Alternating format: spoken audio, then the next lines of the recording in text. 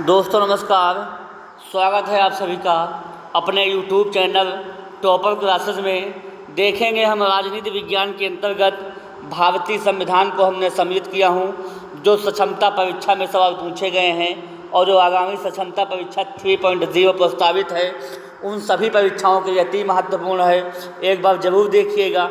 और जो आने वाली परीक्षाएं वनडे एग्ज़ाम है, जैसे NTPC है, BPSC है, बैंक है, SSC GD है, CTET है, UP टेट है, सुपर टेट है, इन सभी परीक्षाओं के लिए अति महत्वपूर्ण होगा, एक बार ज़रूर देखिएगा।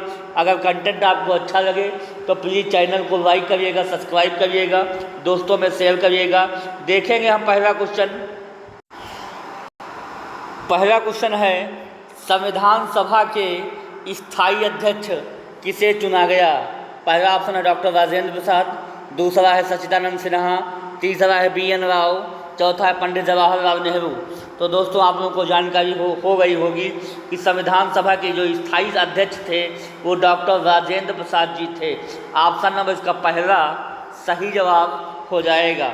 अगर पूछा जाए संविधान सभा के अस्थायी अध्यक्ष कौन थे, तो आप लोग सच्चिदानंद सिन्हा को याद रखिएगा। अगर पूछा जाए संविधान किसके सिफारिश पर बना था, BN राव ने इसका प्रस्ताव पास किया था। अगर पूछा जाए भारत के प्रथम प्रधानमंत्री कौन थे, तो पंडित जवाहरलाल नेहरू का नाम याद रखिएगा। इसलिए ऑप्शन नंबर इसका पहला सही जवाब हो जाएगा। अगले क्वेश्चन पे दोस्तों चलते हैं, क्वेश्चन नंबर 2। अगला क्वेश्चन है, संविधान सभा के अस्थायी अध्यक्ष किसे चुना गया? पहला है डॉक्टर राजेंद्र प्रसाद, दूसरा है सच्चिदानंद सिन्हा, तीसरा है BN राव और चौथा है पंडित जवाहरलाल नेहरू। तो दोस्तों संविधान सभा के अस्थायी अध्यक्ष जो थे वो सच्चिदानंद सिन्हा हो जाएगा। इसका ऑप्शन नंबर दूसरा सही जवाब हो जाएगा। अगले क्वेश्चन पे दोस्तों चलते हैं, क्वेश्चन नंबर 3। बहुत ही बेहद इम्पॉर्टेंट सवाल है, जो है काफ़ी बार सवाल परीक्षाओं में टकराया है, इसे देखना मत भूलिएगा। अगला सवाल है, संविधान सभा के प्रारूप समिति के अध्यक्ष कौन थे? पहला ऑप्शन है डॉक्टर राजेंद्र प्रसाद, दूसरा है सच्चिदानंद सिन्हा, तीसरा है डॉक्टर भीमराव अम्बेडकर, चौथा है पंडित जवाहरलाल नेहरू। तो दोस्तों प्रारूप समिति के अध्यक्ष की बात करेगा तो आप लोग सीधे कानून के मंत्री डॉक्टर भीमराव अम्बेडकर को जो है आप लोग टिक कर दीजिएगा। इसलिए ऑप्शन नंबर इसका तीसरा सही जवाब हो जाएगा। संविधान सभा के प्रारूप समिति के अध्यक्ष कौन थे? तो डॉक्टर भीमराव अम्बेडकर जी थे। इसलिए ऑप्शन नंबर इसका तीसरा सही जवाब हो जाएगा। अगले क्वेश्चन पे दोस्तों चलते हैं। अगला क्वेश्चन है, पंचवर्षीय योजनाएं किस देश से ली गई हैं? ये भी सवाल काफ़ी बार पूछा गया है, इसलिए इसको टिक कर लीजिएगा, कहीं ना कहीं आपको टकरा जाएगा सवाल। पहला ऑप्शन है इंग्लैंड, दूसरा है अमेरिका, तीसरा है रूस और चौथा है जापान। तो दोस्तों पंचवर्षीय योजनाएं जो हैं रूस से ली गई, इसलिए ऑप्शन नंबर इसका तीसरा सही जवाब हो जाएगा। अगर कहा जाए मौलिक कर्तव्य कहाँ से लिए गए हैं, तो आप लोग याद रखिएगा सोवियत संघ से लिए गए हैं मौलिक कर्तव्य, या रूस से। कहाँ से लिए गए हैं? सोवियत संघ से या रूस से। सोवियत संघ या रूस से जो है लिए गए हैं मौलिक कर्तव्य। पंचवर्षीय योजनाएं कहाँ से ली गई हैं, तो आप लोग रूस से याद रखिएगा। इसलिए क्वेश्चन नंबर इसका ऑप्शन नंबर तीसरा सही जवाब हो जाएगा। अगले क्वेश्चन पे दोस्तों चलते हैं। अगला क्वेश्चन है, भारत में नीति निर्देशक तत्व किस संविधान से लिया गया है? पहला ऑप्शन है इंग्लैंड, दूसरा है आयरलैंड, तीसरा है रूस और चौथा है जापान। तो भारत में जो नीति निर्देशक तत्व हैं वो है जो आयरलैंड से लिए गए हैं। इसलिए ऑप्शन नंबर इसका दूसरा सही जवाब हो जाएगा। कहाँ से लिए गए हैं? DPSP कहाँ से लिए गए हैं?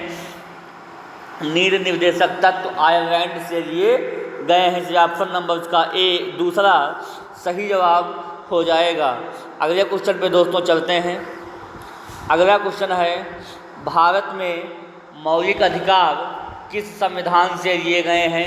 पहला ऑप्शन है इंग्लैंड, दूसरा है आयरलैंड, तीसरा है रूस और चौथा है अमेरिका। तो दोस्तों संविधान में जो मौलिक अधिकार की जब बात करेगा तो आप लोग सीधे अमेरिका को लगा दीजिए। ऑप्शन नंबर इसका चौथा सही जवाब हो जाएगा। समझ में दोस्तों आ गया होगा। अगले क्वेश्चन पे तो चलते हैं। अगला क्वेश्चन है, राष्ट्रपति बनने के लिए कितनी उम्र आवश्यक है? पहला ऑप्शन है 18 वर्ष, दूसरा है 21 वर्ष, तीसरा है 30 वर्ष और चौथा है 35 वर्ष। तो दोस्तों अगर आप 18 वर्ष की बात करेगा तो वोट डालने की उम्र कितनी होनी चाहिए? वोट डालने की उम्र कितनी होनी चाहिए? 18 वर्ष। अगर आपको पंचायत का चुनाव लड़ना है, मुखिया का चुनाव लड़ना है, प्रधानी का चुनाव लड़ना है, तो आपको कितने साल चाहिए? 21 साल पंचायत का चुनाव लड़ने के लिए।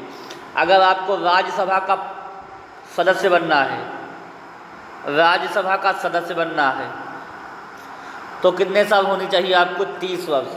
अगर आपको राष्ट्रपति बनना है तो 35 वर्ष आपकी आयु होनी चाहिए। इसलिए ऑप्शन नंबर इसका चौथा सही जवाब हो जाएगा। समझ में आ गया होगा।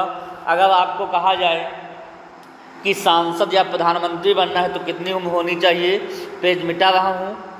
अगर कहा जाए सांसद या लोकसभा का कोई भी मेंबर बनना हो या प्रधानमंत्री बनना हो तो उम्र कितनी होनी चाहिए? तो है उम्र जो है आपकी 25 वर्ष होनी चाहिए। सांसद या प्रधानमंत्री या लोकसभा का अध्यक्ष आपको बनना है, लोकसभा का मेंबर, तो 25 वर्ष जो इसकी आयु होनी चाहिए। इसलिए ऑप्शन नंबर इसका जो है चौथा 35 वर्ष इसका सही जवाब हो जाएगा। समझ में आ गया होगा दोस्तों। अगले क्वेश्चन पे चलते हैं। अगला क्वेश्चन है, राष्ट्रपति को पद की शपथ कौन दिलाता है?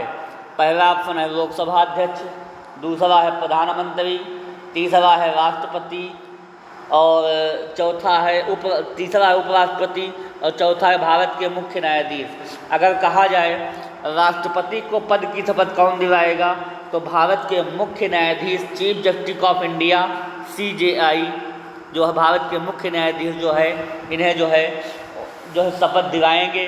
अगर कहा जाए उपराष्ट्रपति को कौन शपथ दिलाता है तो आप लोग याद रखिएगा, उपराष्ट्रपति को राष्ट्रपति शपथ दिलाएगा और राष्ट्रपति को कौन दिलाएगा तो आप लोग याद रखिएगा, भारत के मुख्य न्यायाधीश जो है राष्ट्रपति को पर जो है शपथ दिलाते हैं। इसलिए ऑप्शन नंबर इसका चौथा सही जवाब हो जाएगा। अगले क्वेश्चन पे दोस्तों चलते हैं। अगला क्वेश्चन है, रिपीटेड क्वेश्चन है, राष्ट्रपति को पद की शपथ कौन दिलाता है? तो आप लोग याद रखिएगा, इसको कौन दिलाता है? भारत के मुख्य न्यायाधीश दिलाते हैं, चीफ जस्टिस ऑफ इंडिया। से ऑप्शन नंबर का चौथा सही जवाब हो जाएगा।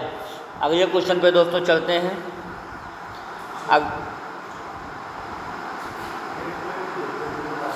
अगला क्वेश्चन है, राज्यसभा का पदेन सभापति होता है। पहला है लोकसभा अध्यक्ष, दूसरा है प्रधानमंत्री, तीसरा है उपराष्ट्रपति और चौथा है भारत के मुख्य न्यायाधीश।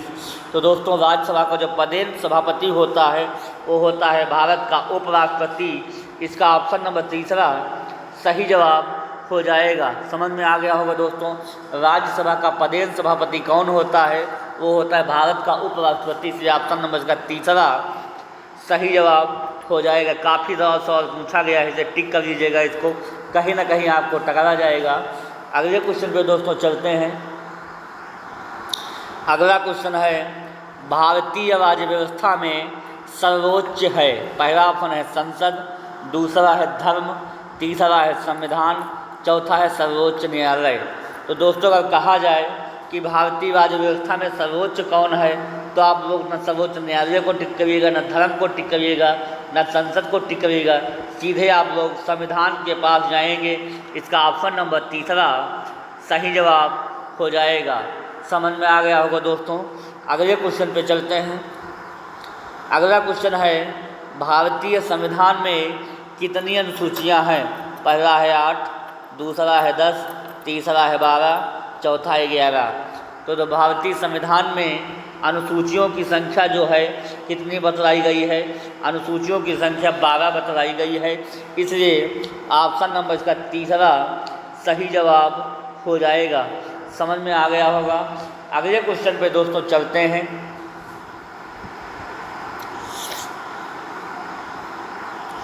अगला क्वेश्चन है, भारतीय संविधान में 10वीं अनुसूची का संबंध है।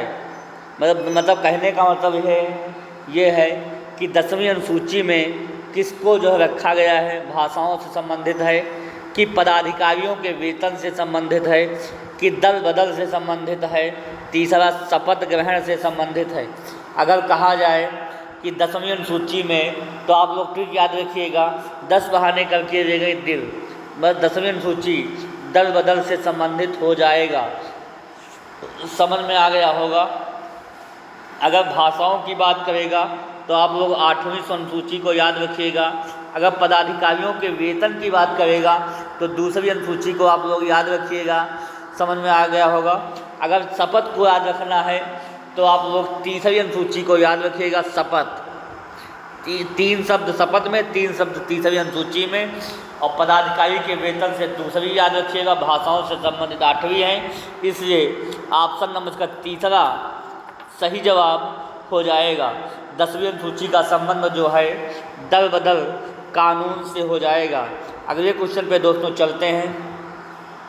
अगला क्वेश्चन है, भारतीय संविधान में संसदीय प्रणाली किस देश से ली गई है? पहला ऑप्शन है इंग्लैंड, दूसरा है अमेरिका, तीसरा है रूस, चौथा है कनाडा।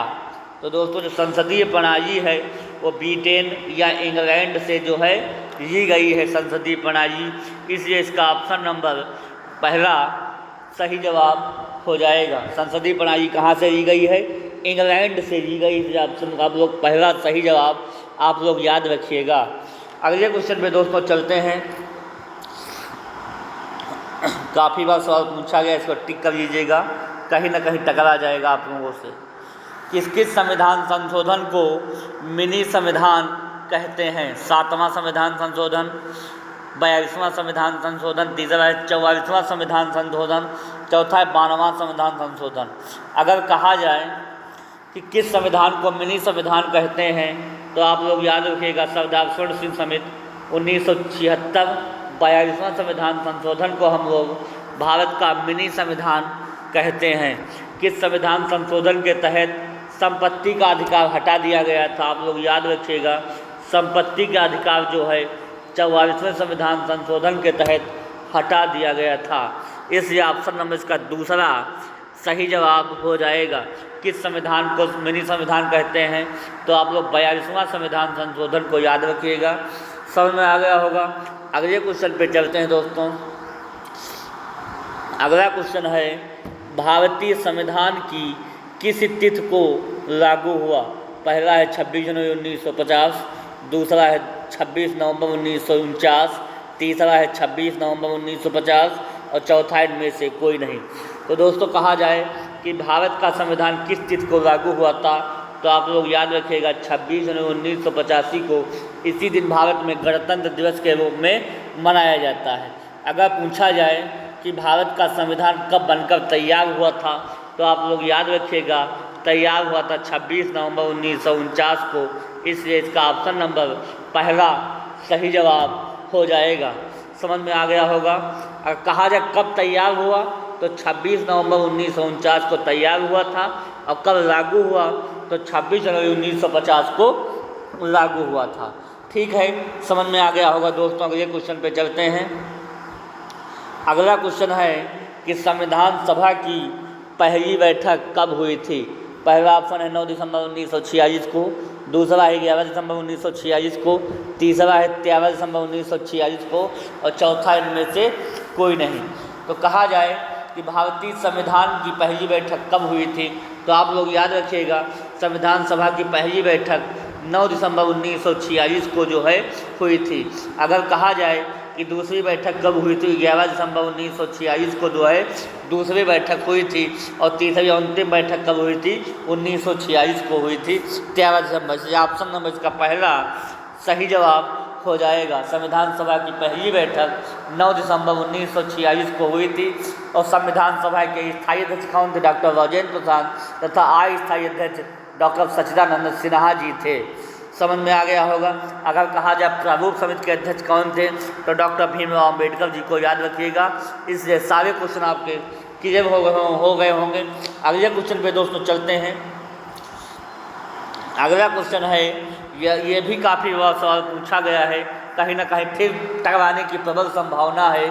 एकमात्र भारतीय जो निर्विरोध राष्ट्रपति चुने गए, डॉक्टर राजेंद्र प्रसाद, दूसरा है जवाहरलाल नेहरू, तीसरा है नीलम संजीव रेड्डी, चौथा है सर्वपल्ली राधाकृष्णन। तो तीसरा आप लोग याद रखिएगा, नीलम संजीव रेड्डी ऐसे जो थे जो निर्विरोध राष्ट्रपति चुने गए। इसलिए ऑप्शन नंबर इसका तीसरा सही जवाब हो जाएगा। अगले क्वेश्चन पे दोस्तों चलते हैं। अगला क्वेश्चन है, वही रिपीटेड सवाल है। एकमात्र भारतीय जो निर्विरोध राष्ट्रपति चुने गए थे, उनका नाम आप लोग याद रखिएगा, नीलम संजीव रेड्डी थे। भारत के प्रथम प्रधानमंत्री कौन थे? पंडित जवाहरलाल नेहरू थे। अगर पूछा जाए संविधान सभा के स्थायी अध्यक्ष कौन थे? डॉक्टर राजेंद्र प्रसाद जी थे। समझ में आ गया होगा। अगले क्वेश्चन पे दोस्तों चलते हैं। अगला क्वेश्चन है कि संविधान के अनुच्छेद नंबर 1 में भारत को क्या कहा गया है? पहला ऑप्शन है राज्यों का परिसंघ, दूसरा है राज्यों का महासंघ, तीसरा है राज्यों का संघ और चौथा है भारत का परिसंघ। तो अनुच्छेद 1 में जो है कहा गया है कि जो भारत है वो राज्यों का संघ है। इसलिए ऑप्शन नंबर इसका तीसरा सही जवाब हो जाएगा। समझ में आ गया होगा दोस्तों। इसलिए ऑप्शन तीसरा सही जवाब हो जाएगा। अगले क्वेश्चन पे दोस्तों चलते हैं। ये जो है 20 क्वेश्चनों की दोस्तों श्रृंखला समाप्त होती है। ये छोटा सा प्रयास आप लोगों को कैसा लगा? इसलिए अगर कंटेंट आपको अच्छा लग रहा हो, ये सक्षमता परीक्षा में ही नहीं बल्कि जो भी आपके वनडे एग्ज़ाम है, देखिए सारी परीक्षाओं में सवाल पूछे जाने वाले हैं।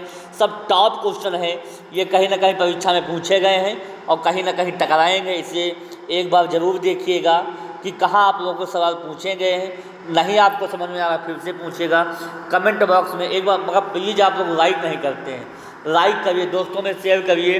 चैनल छोटा हुआ तो क्या हुआ, एक ना एक दिन धमाका जरूर करेगा। इसलिए जुड़े रहेंगे तो यहाँ से कुछ ना कुछ लेकर जाएंगे, ये वादा रहा हमारा।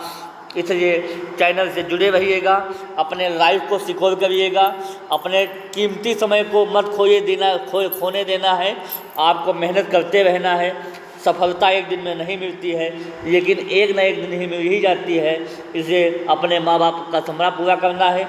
चैनल से जुड़िए, कंटेंट को पढ़िए, लगातार मेहनत करिए और अपने कंपटीशन को और मजबूत करिए और एक ना एक दिन आपको झंडा गाड़ के ही आना है। इसलिए सेशन को राज करते हैं। फिर अगले कुछ टॉपिक में मिलेंगे, तब तक के वाणी को विराम देता हूँ। Okay, thank you.